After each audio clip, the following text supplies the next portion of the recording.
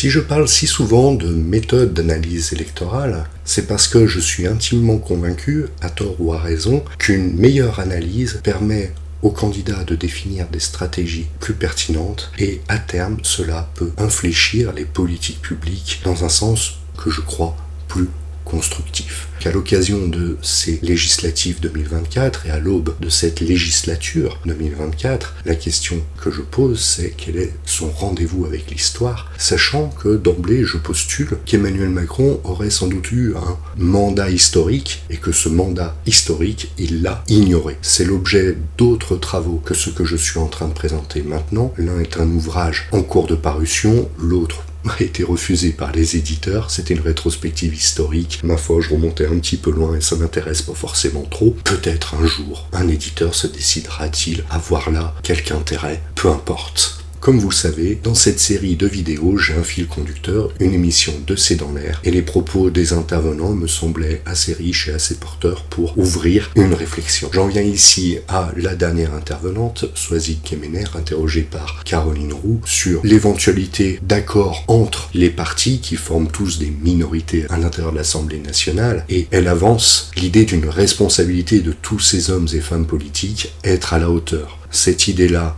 elle l'attribue principalement à Marine Tondelier, coqueluche des médias. J'en profite d'ailleurs pour faire figurer un petit schéma qui figurait dans le manuscrit refusé par les éditeurs. Schéma donc qui a vocation à montrer que si les médias constituent une sorte de microcosme, la formation de l'intérêt des médias pour une thématique, pour une personnalité n'est pas complètement non plus le fruit du hasard et peut renvoyer à des phénomènes de société bien réels. Je vous laisse découvrir ce schéma en mode pause si vous souhaitez approfondir la question. La vidéo précédente a été consacrée à un schéma de synthèse qui apparaît ici en arrière-plan, et lorsque Soisig Kemener évoque des événements, on peut se demander si le problème n'est pas plutôt celui d'un pourrissement de situation qui s'éternise depuis des décennies, mais qui a de plus en plus d'incidence institutionnelle. Par rapport à ces questions institutionnelles, j'ai terminé la vidéo précédente avec cet adage des échecs, le roi joue et gagne. Pourquoi? Parce que même si le roi est fragile, sa mort, échec et mat veut dire le roi est mort, sa mort signifie la fin de la partie, néanmoins le roi est aussi une pièce puissante, et si dans le conflit que représente la partie d'échecs, il pèse au bon moment de tout son poids, il peut emporter la décision. Ici, le roi n'est pas Emmanuel Macron, le roi c'est l'État. Face à une question qui est celle d'une crise de régime, je reviendrai sur ce point en cours de vidéo. Alors, lorsque Soisig Kemener, reprenant les propos de Marine Tondelier, ou les reformulant plutôt, invite à être à la hauteur des événements, eh bien moi, je vais vous proposer de prendre de la hauteur avec Saint-Augustin, figure un petit peu originale. Alors pour ça, j'ai dessiné un chouette beau bateau, je vous déconseille fortement de naviguer avec, en tout cas, cela vous donne un petit aperçu de mes talents de dessinateur. Mais si je reviens à Saint-Augustin, j'avais fait une série de schémas il y a longtemps, je n'ai pas repris ça depuis 2010, c'est dire, qui récapitulait un petit peu sa pensée politique, ce qu'on appelle l'augustinisme politique, une société d'abord marquée par le péché originel, qui emploie l'image de la navigation pour atteindre un port, la Jérusalem terrestre, reproduction de la Jérusalem céleste. Pourquoi est-ce que je fais appel à ce modèle de l'augustinisme politique? Parce que c'est une vision du progrès. Dans une situation difficile, on envisage un avenir meilleur, mais aussi parce que c'est très profondément ancré dans nos cultures politiques. Parler de capitaine, parler de cap, ainsi de suite, de grands timoniers, même dans des cultures extrême orientales, cela s'est retrouvé.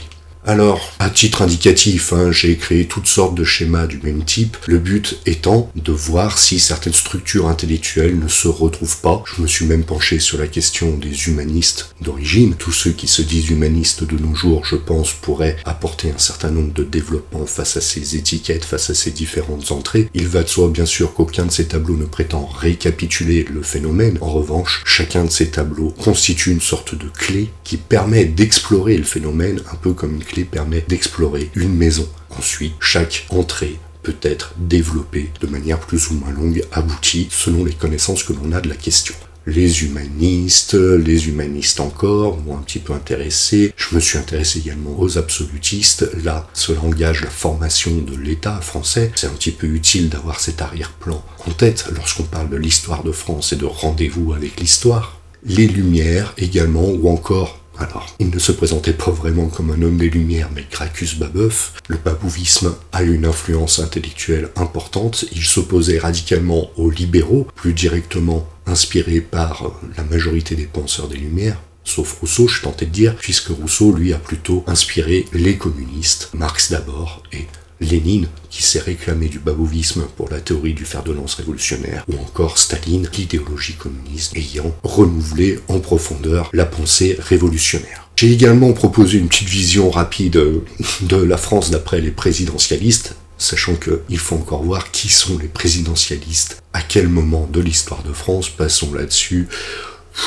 Quelques petites expérimentations sur les puissances nucléaires, les adeptes du New Age, les problématiques religieuses, les marges religieuses en fait, que j'ai un petit peu étudiées dans d'autres travaux à une autre époque. Le darwinisme social également peut être schématisé plus ou moins de la sorte, peu importe. Bien évidemment, parmi les pensées totalitaires, on peut évoquer tout ce qui est fascisme et nazisme et le schématiser sur cette base structurelle, et même j'avais proposé une version de l'augustinisme politique pour aussi bien Nicolas Sarkozy que Ségolène Royal en 2007. D'ailleurs, l'une des questions à se poser, c'est qu'à une époque où le féminisme tend de plus en plus à devenir une idéologie d'État, quelle est sa vision, d'après notamment les écrits d'universitaires depuis Simone de Beauvoir, qui marque une rupture fondamentale dans l'histoire de cette idéologie, parce qu'elle en a fait une lutte des classes, là où auparavant c'était d'abord un combat juridique contre les iniquités du code civil. Libre à vous d'essayer de compléter ce tableau, j'étais persuadé de l'avoir réalisé, mais soit je l'ai perdu, soit peu importe de toute façon. Si on en revient à l'augustinisme politique, pourquoi invoquer ça? Parce que à une époque où on se préoccupe beaucoup de capitaine, de cap pour le pays, eh bien ce qui apparaît, c'est que la France prend l'eau de toutes parts. Dans un film que les cinéphiles reconnaîtront peut-être, retrouveront peut-être, un acteur qui incarnait un haut fonctionnaire disait de l'État que c'était une godasse trouée. Eh bien, j'ai fait le choix de représenter désormais l'État sous les traits d'un naufrage. Alors, être à la hauteur de l'élection, si l'on regarde l'actualité politique, la question numéro 1, c'est qui pourrait être capitaine? Quand le bateau coule, qui veut être capitaine?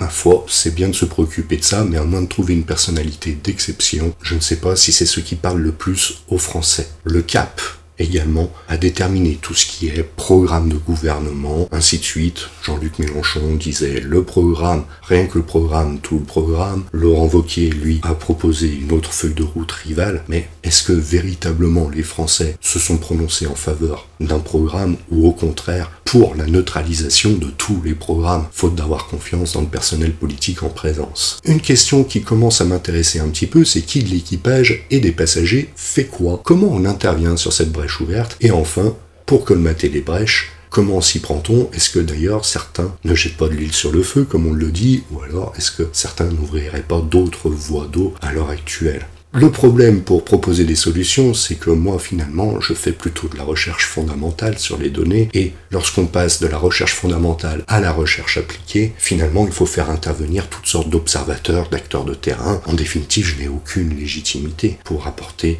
une réponse trop détaillée. Depuis une tour d'ivoire, on peut bien dire ce que l'on veut, il faut quand même descendre dans l'arène pour faire avancer ces propositions, et pour l'instant, j'ai un autre travail à accomplir. Il n'empêche que, si je tire un bilan théorique déjà à ce stade, donc pour ce qui est d'être capitaine, globalement, personne n'est véritablement crédible. Pour ce qui est du cap, finalement, la volonté des électeurs a été de limiter au maximum ce qui apparaissait comme un pouvoir de nuisance de chaque parti. En revanche, justement, est-ce qu'il n'y a pas une piste ouverte autour de la question institutionnelle? Si jamais il y a, comme je le crois, une crise de régime qui s'installe déjà depuis beaucoup d'années, alors finalement, cette assemblée pourrait peut-être être une assemblée idéale, parce que le régime n'est pas le problème ni de la gauche ni de la droite, c'est le problème de tous. Pour ce qui touche aux enjeux socio-économiques évidents, parce que si on évoque la France comme un navire en naufrage, bien évidemment les 3000 milliards de dettes et ce type de problématiques économiques occupent le devant de la scène, mais je n'ai aucune compétence, ou si des compétences équivalentes à mes compétences en dessin.